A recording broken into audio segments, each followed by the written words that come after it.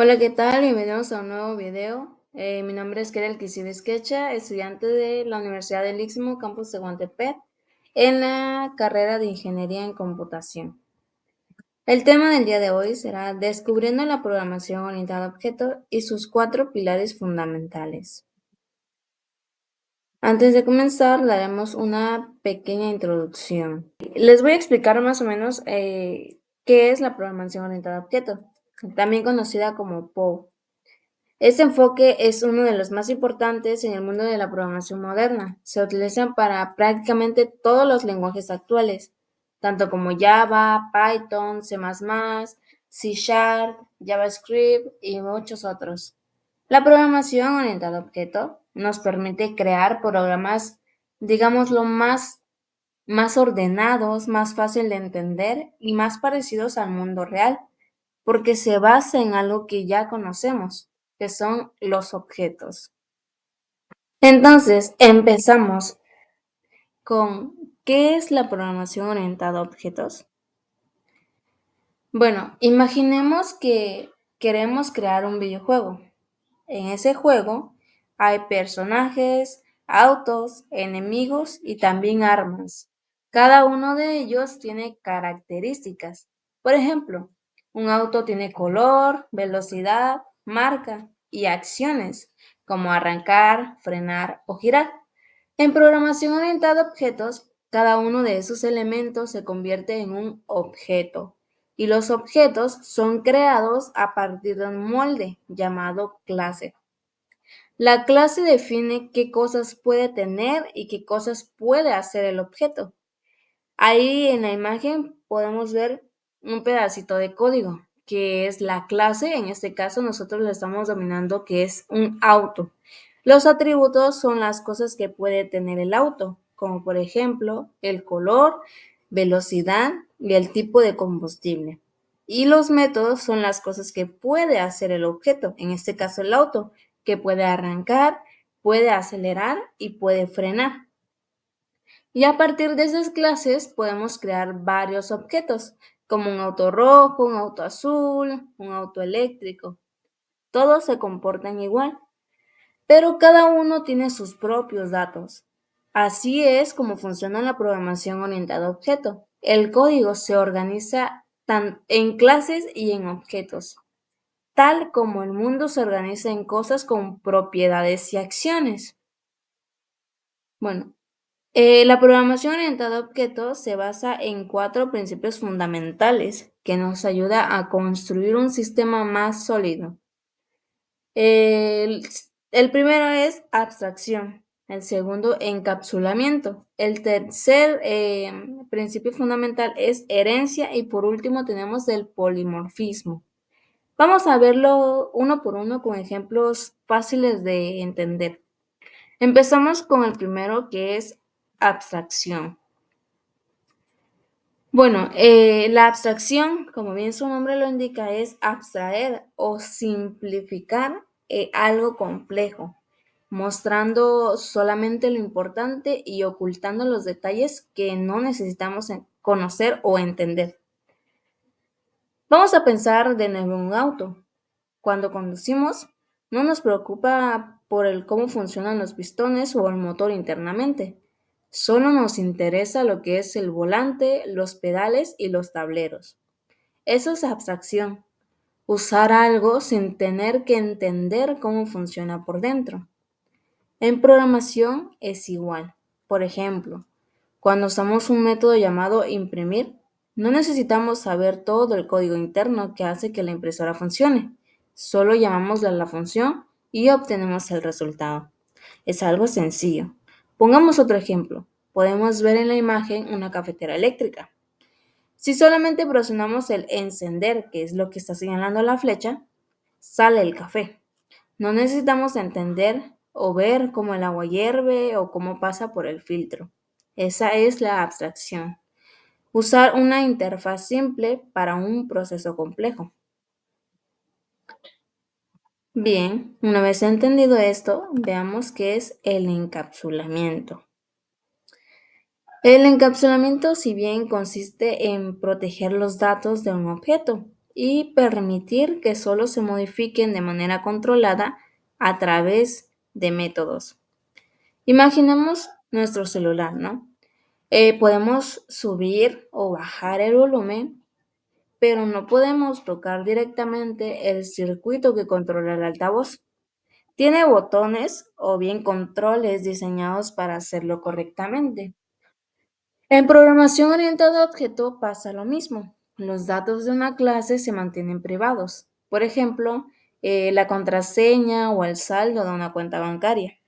Y solo podemos cambiar usando métodos como depositar o bien retirar. Esto evita errores o cambios indebidos. Ahora, por ejemplo, utilicemos un ejemplo, ¿no? Entendible, que es como en la imagen que están viendo ustedes, pueden apreciar una caja fuerte. El dinero o bien los datos dentro están protegidos. Solo podemos acceder a ella usando una combinación o un método autorizado. Eso es el encapsulamiento. Cuida la integridad del objeto y evita que algo o bien alguien modifique su contenido sin nuestro permiso. Pasemos con el siguiente, que es herencia. Bien, la herencia, como su nombre bien lo dice, permite que una clase nueva herede los atributos y métodos de otra clase ya existente. Esto nos ayuda a reutilizar código y evitar escribir lo mismo varias veces. Por ejemplo, imaginemos que tenemos una clase general llamada animal, con atributos como nombre y edad, y métodos como comer y dormir. Luego creamos una clase llamada perro y otra clase llamada gato. Ambas heredan de animal, por lo que ya tienen nombre, edad y comer y dormir. Pero además, perro puede tener su propio método, que es ladrar, y gato también puede tener su propio método, que es maullar. Esto crea una jerarquía. Animal es la clase padre, que es la clase principal. Perro y gato son clases hijas, por lo que heredan de la clase animal. Un ejemplo sencillo, una familia. Pensemos pues en una familia, ¿no? Los hijos heredan características de los padres, como el color de ojos o la forma de caminar, pero también tienen sus propias diferencias, sus propios rasgos, sus propias actitudes. Así es como funciona la herencia en programación. Ok, vamos a ver el último atributo, que es el polimorfismo. Polimorfismo, bueno, la palabra polimorfismo significa muchas formas. Poli es muchas, fismos es formas. Bueno, este principio permite que un mismo método funcione de diferentes maneras según el objeto que lo use. Siguiendo el ejemplo anterior, la clase animal tiene el método hacer sonido, ¿no? Por ejemplo. En la clase perro, ese método puede significar ladrar. En la clase gato puede significar maullar, depende del tipo de animal.